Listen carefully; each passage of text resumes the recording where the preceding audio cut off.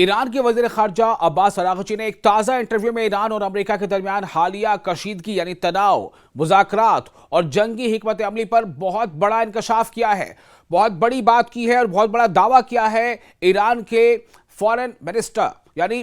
ودیش منتری وزیر خارجہ عباس اراغچی نے ان کے مطابق ایران نے امریکہ اور اسرائیل کی ممکنہ مشترکہ کارروائی کا خدشہ بہت پہلے سے محسوس کر لیا تھا اور اسی لیے مختلف جنگی حالات کے لیے تفصیلی منصوبہ بندی پہلے ہی مکمل کر لی گئی تھی۔ یہ بہت بڑی بات ہے، یعنی عباس اراغچی کہہ رہے ہیں کہ ہمیں پورا اندازہ تھا کہ امریکہ اور اسرائیل کیا کر سکتے ہیں، ایک ساتھ کیا کر سکتے ہیں اور الگ الگ کیا کر سکتے ہیں ایران کے خلاف، اس لیے ہماری پہلے سے پوری پلاننگ تھی۔ عباس اراغچی کا کہنا تھا کہ ایران کے لیے جنگ کا آغاز کوئی اچانک واقعہ نہیں تھا، بلکہ تہران پہلے ہی ہر ممکن صورتحال کے لیے تیار تھا اور تہران نے یہ کر کے دکھا دیا۔ انہوں نے یہ بھی کہا کہ یہاں تک کہ اعلیٰ قیادت پر ممکنہ حملوں کے امکانات کو بھی منصوبہ بندی میں شامل کیا گیا تھا،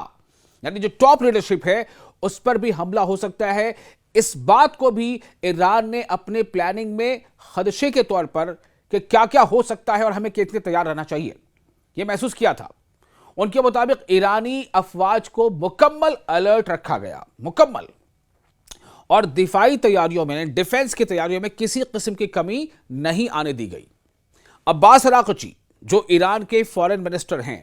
انہوں نے کہا کہ امریکہ کے ساتھ مذاکرات میں یعنی ڈائیلاگ میں شرکت کا مقصد کمزوری دکھانا نہیں بلکہ دنیا کے سامنے یہ ثابت کرنا تھا کہ ایران نے سفارتی راستہ یعنی جو ڈپلومیٹک جو راستہ ہے، جو آپشن ہے، اسے اختیار کرنے کی ہر ممکن کوشش کی ہے۔ عباس اراغچی کے مطابق واشنگٹن مسلسل ایران سے زیرو یورینیم افزودگی کا مطالبہ کرتا رہا، لیکن تہران نے اسے اپنے قومی مفاد یعنی نیشنل انٹرسٹ اور جوہری حقوق جو نیوکلیئر رائٹس ہیں اس کے خلاف قرار دیتے ہوئے مسترد کر دیا۔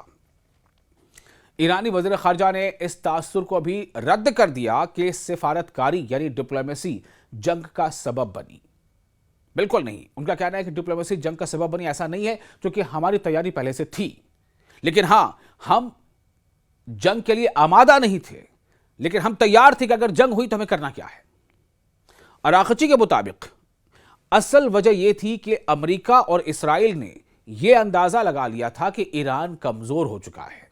اور اس کی دفاعی صلاحیت متاثر ہوئی ہے، لیکن ان کے بقول جیسا کہ عباس اراغچی نے کہا کہ یہ اندازہ غلط ثابت ہوا، بالکل رانگ، غلط ثابت ہوا، کیونکہ ایران نے بھرپور مزاحمت کی۔ مزاحمت کہتے ہیں ریزسٹنس کو، مزاحمت کہتے ہیں جواب دینے کو، کھڑے رہنے کو، بھرپور مزاحمت کی اور اپنے مخالفین کو فوجی کارروائی روکنے پر مجبور کر دیا۔ عباس اراغچی نے دعویٰ کیا ہے کہ ایران کی جوابی کارروائیوں خصوصاً خطے میں امریکی فوجی اڈوں پر کیے گئے حملوں نے خطے کی سیکیورٹی صورتحال کو بدل کر رکھ دیا ہے۔ ان کے مطابق ان حملوں نے یہ پیغام دیا ہے کہ ایران خطے بھر میں اہداف کو یعنی ٹارگٹس کو نشانہ بنانے کی صلاحیت رکھتا ہے، جبکہ مخالف فریق یعنی جو دشمن ہے ایران کے لیے امریکہ اور اسرائیل، مخالف فریق مؤثر فوجی جواب دینے میں کامیاب نہیں ہو سکا۔ انہوں نے مزید کہا، کس نے؟ عباس اراغچی نے، کہ پہلے ہونے والی 12 روزہ جنگ کے تجربات کی بنیاد پر ایران نے اپنی فوجی تیاریوں اور میزائل صلاحیت میں نمایاں اضافہ کیا، جس کے بعد میں ہونے والی 40 روزہ جنگ میں اسے بہتر آپریشنل برتری حاصل ہوئی۔ عباس اراغچی کے مطابق ان مہینوں کے دوران ایران کے میزائل لانچنگ صلاحیت میں خاطر خواہ بہتری آئی، جس نے دشمن کی تمام توقعات کو ناکام بنا دیا۔ وزیر خارجہ عباس اراغچی نے انکشاف کیا ہے کہ جنگی صورتحال میں اسٹریٹ آف ہرمز کو فوری طور پر بند کرنے سمیت کئی حساس منصوبے پہلے سے تیار تھے اور ضرورت پڑنے پر انہیں طے شدہ حکمت عملی یعنی اسٹریٹجی کے مطابق امپلیمنٹ کیا جا سکتا تھا۔ عباس اراغچی نے واضح کیا کہ مذاکرات سے متعلق تمام فیصلے ایران کے سپریم نیشنل سیکورٹی کونسل کے تحت قائم خصوصی کمیٹی میں اجتماعی مشاورت سے کیے جا رہے ہیں یا جاتے رہے ہیں، جبکہ اسی دوران ملک کو ہر ممکن جنگی صورتحال کے لیے بھی تیار رکھا گیا ہے۔ آخر میں عباس اراغچی نے کہا کہ ایران ہمیشہ جنگ کے بجائے سفارتکاری کو ترجیح دیتا ہے تاکہ انسانی اور معاشی نقصان سے بچا جا سکے، تاہم اگر قومی مفادات، خود مختاری یا جوہری حقوق پر دباؤ ڈالا گیا تو ایران کسی قسم کا سمجھوتا نہیں کرے گا۔